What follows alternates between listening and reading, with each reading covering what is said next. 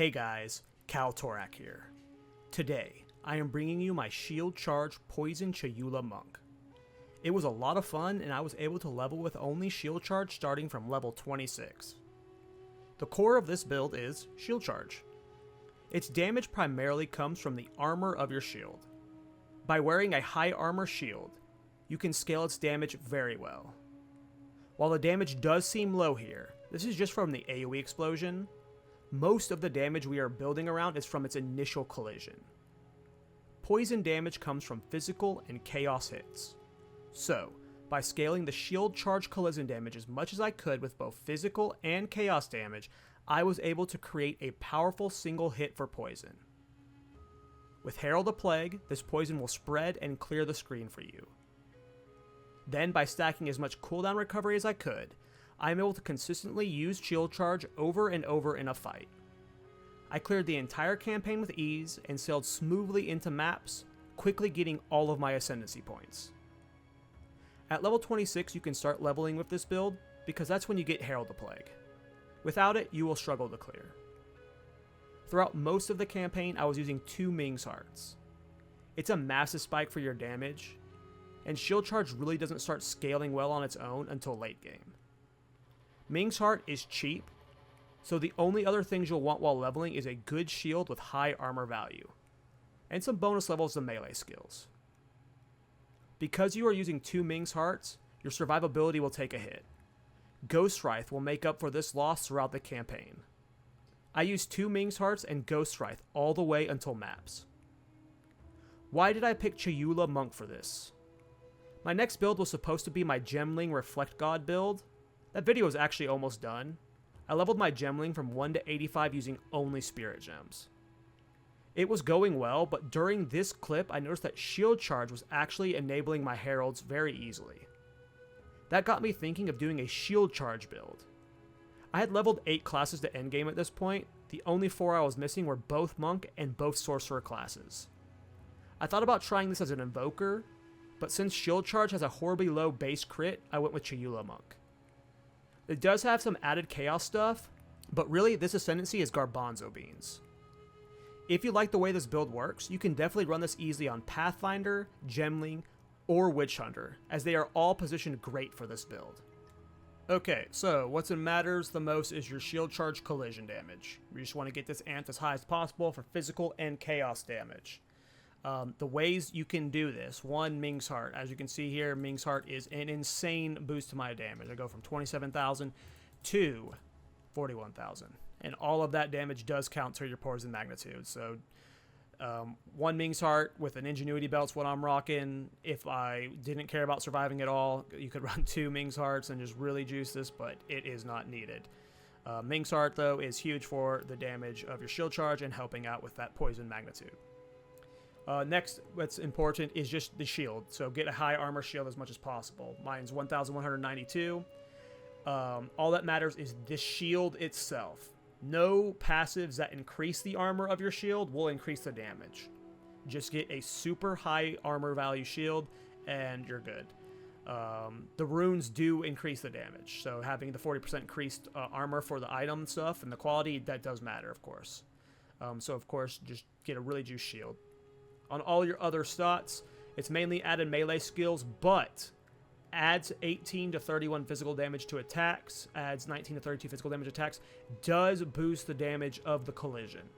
So scooping that on your other ring slot and your glove slot is just a minor increase to the damage, not the biggest amount, but it does help just a little bit. You don't have to really min-max that here. Every other piece is just about defensives. More energy shield, more evasion rating, however you want to set up the gear. The most important stuff for the damage is just the melee skills. Oh, you want to get some accuracy, and then just a high armor shield with Ming's Hearts. That is where all of your damage is going to be coming from. Of course, you are going to be getting damage from your passives and the gems, of course, as well. So in the skill gems, close combat and momentum are huge. Close combat is just required. Momentum will not feel required sometimes on maps, especially like on maps where you're just constantly swarmed with mobs. You will never feel like you're getting a long distance shield charge off, especially when you're just doing point blank ones over and over, but this is just great for bossing. On bossing, you will just be doing something like this. You'll shield charge, You'll reposition while the cooldown's coming up. Shield charge, reposition while the shield cooldown's coming up. And you'll be constantly getting it on bosses. So you want it for bosses.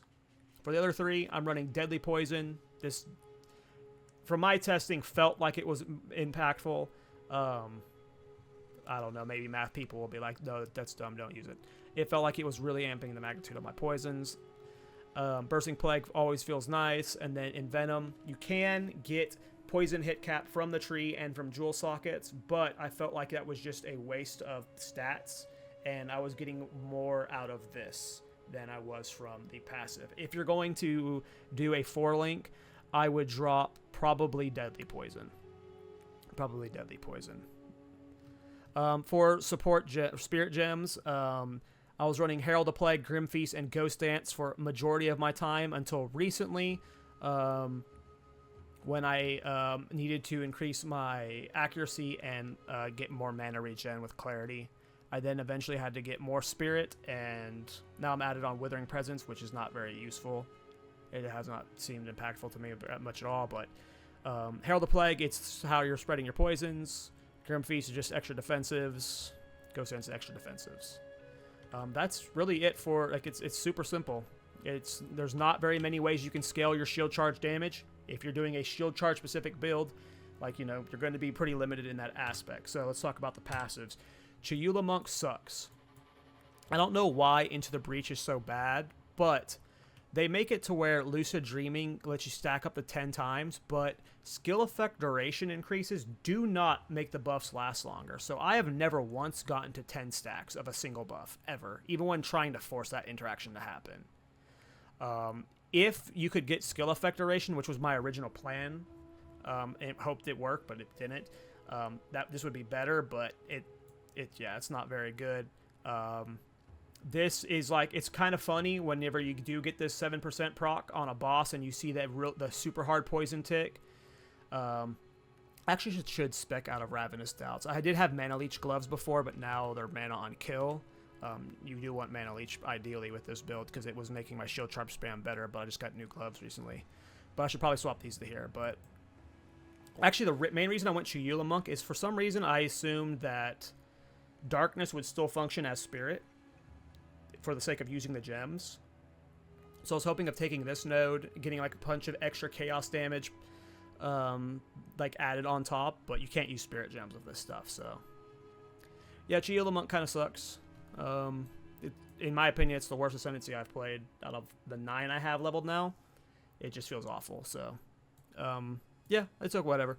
But yeah, so for the tree, over here is a bunch of cooldown recovery. This is what lets you spam shield charge a lot. Got these cooldown recovery nodes here. You get 10% cooldown recovery rate here from Authority, which also, there's a bunch of area attack stuff here, which all boosts shield charges damage. And even though this is attack area damage, it still is boosting collisions damage because shield charge is like an AoE attack. See, like it's AoE here. So even though the collision is like only single target, the AoE effect nodes were increasing its damage. But the main reason we come over here was for the cooldown rate, and we just snag these nodes to increase the damage anyways. More cooldown recovery here.